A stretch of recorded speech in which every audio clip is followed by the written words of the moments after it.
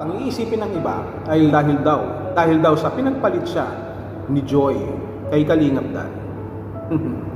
Kung hindi man nasasaktan si David ay mayroong nasasaktan para sa kanya. Kasi nga raw, nung Alis kasi Alis ka? muna ako. Oo. Saan? Alis ka ng Kalingap o magbabakasyon ka?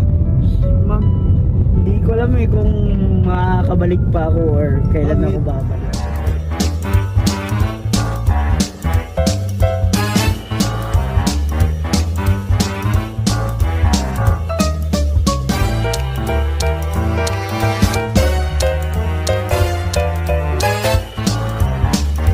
Ano kasi bro, magpapaalam sana ako.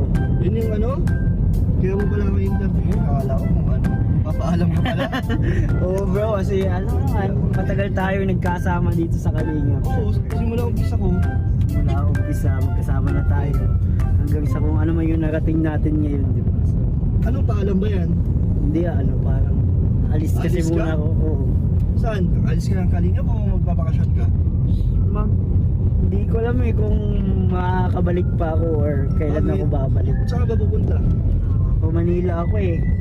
May pupuntahan ako doon na hindi, ano naman siya, parang isang opportunity din, tatry natin. Gano'ng katagal? Hindi ko pa alam. Hindi ko alam. Hindi ko pa alam bro kung kailan ako babalik. So, parang, ano ka pala? Mamaalam ka na pala. Kailan ba alis mo yun bro? Actually bukas ng gabi. Agad-agad? Oo, Nagpaalam ka na kay Kalingap bro? hindi pa. Oo. Ngayon pa lang, magpapaalam tayo dito sa ating video. Grabe. Actually, nasabi ko naman na sa kanya pero hindi pa ako yung full na magpapaalam. Kala niya din magbabakasyon lang ako. So, hindi po yung bakasyon, it is an official business. May mga asikasuhin tayo dun na mga kailangan. Babawasin pala ang K-Boys. Pero kung maganda naman ang ano, opportunity bro, di ba? Oo. Kung talagang makakatulong sa future mo, syempre grab mo na. Kasi nung Kalingap hanggat nandyan naman yan, pwede kang bumalik. Pwede pa naman siguro ako bumalik na. Ahayaan ni Kalingap Rob na basta-basta na lang na hindi tanggapin. So, ayun mga kalingap. Buti nasabi na natin kay Dan at siya yung muna nating sasabihan. Kasi andito tayo eh. Pero syempre huwag naman sana, no? Sana bro, makabalik Huwag din naman ako agad. sanang for good ka na doon, wag naman sana. Oo. Kunyari, experience lang, di ba? Na gusto mong subukan, pero hindi natin alam. Pero syempre, Kung maganda yung opportunity dun siguro. oo naman, grab lang ng grab Kaya- ng opportunity. Pero kung ako, para sa akin, ano na lang, masaya pagsama-sama. Kaya nga, Pero okay lang kahit malayo ka. Lalo ano kong pa, nalulungkot eh. kahit malayo ka, mano pa rin tayo. Mag-uusap-usap pa rin tayo. Oo. Meron naman tayong GC dyan eh. Saka dalawa ko sa mga live nyo. Ayan. Ay, grabe naman si David. Dadalaw na lang sa live namin. Mamimiss ko kayo bro, grabe. 3 taon tayo halos araw-araw magkakasama eh. Yun na nga eh. Kaya, ikaw bro, decision mo yan. Kaya, supporta lang kami sa'yo. Hindi naman lang kasi ako nag-decision. Siyempre, yung family ko, Oo. yung mga kailangan namin, yung mga Kung anong mas may uncontrollable situation na sa ating buhay. So, anong tingin mo mas better para sa'yo at sa family mo? Siyempre, go mo na. marami ang nagulat nang nagpaalam na si Kalingap David, si David. Siguro marami ang nag-iisip na baka naman hindi personal na rason kung bakit gustong umalis ni David sa Kalingap. Pero ito ang dapat nating tandaan. Wala namang totally na sinabi si David na aalis na siya sa Kalingap for good. Ang sinasabi, pansamantala lang naman kung tutuusin.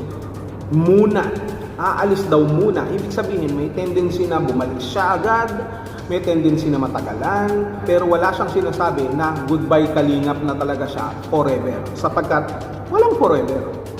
At kung sasabihin ni Kalingap David, ni David na dahil sa ganitong opportunity, dahil sa ganitong aasikasuhin sa Maynila na he will try, no, his luck o kung ano man ang gusto niyang subukan o gustong gawin.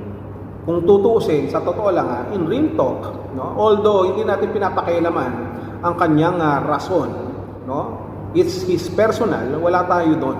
Pero kung atin pong titignan lamang, no, sa ganang atin ay siguro may slightly, no, masasabi kong slightly or sa inyo ay medyo malaki-laki na dahilan kung bakit gusto niya munang umalis sa Kalingap. Ibig sabihin magpahinga, no, magpapahinga siya. Hindi siya magiging masyadong personally involved sa Kalingap muna.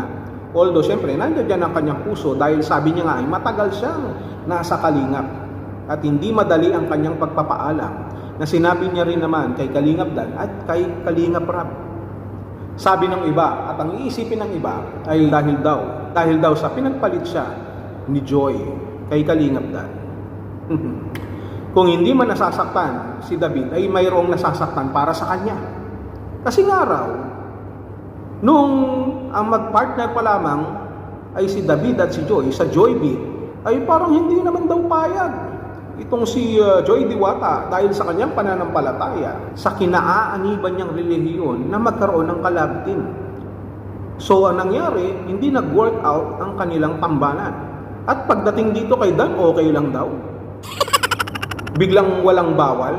Hindi naman sa gumagawa tayo ng intriga dito, no? Ang sinasabi lamang natin dito, yung pulso, yung mga iniisip ng iba nating mga taga-subaybay, ng mga viewers, na porke daw ba si Dan gwapo walang bawal-bawal na, tinanggap na agad ni Joy. Hindi dapat ganun tayo mag-isip. Kasi case-to-case basis yan. Lahat ng bagay may dahilan. Kung iisipin lamang natin yon, edi pinapalabas natin na sinungaling si Joy, which is hindi naman dapat, which is hindi naman siguro na gano'n ang sitwasyon. Paano yan kung nagkataon pala na iwan ni Joy si Kalingap Dan dahil sa akin? Anong sasabihin nyo? Na hindi makatarungan yun dahil mas gwapo kasi si Derek kaysa kay Kalingap Dan, gano'n. Hindi dapat tayo gano'n mag-isip, no? Dapat maging open-minded po tayo at iwasan po natin yung mga toxic na bagay na makakasira sa programa ng Kalingap. Lagi po natin tatandaan, no? It's okay to support sa mga love team, no? Especially sa mga Kalingap Angels, no? Na nandoon po yung ating pong mga puso, yung ating pong pagsuporta, pero not necessarily na magiging toxic po ito, no? Dahil nagiging masyado na po tayong hook at nagiging personal na.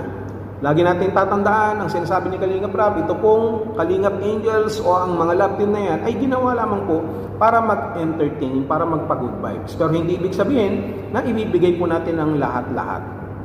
Hindi po ba? Dapat maging balanse po tayo at maging mas open-minded at mas maging mature sa mga ganitong klaseng pagkakataon.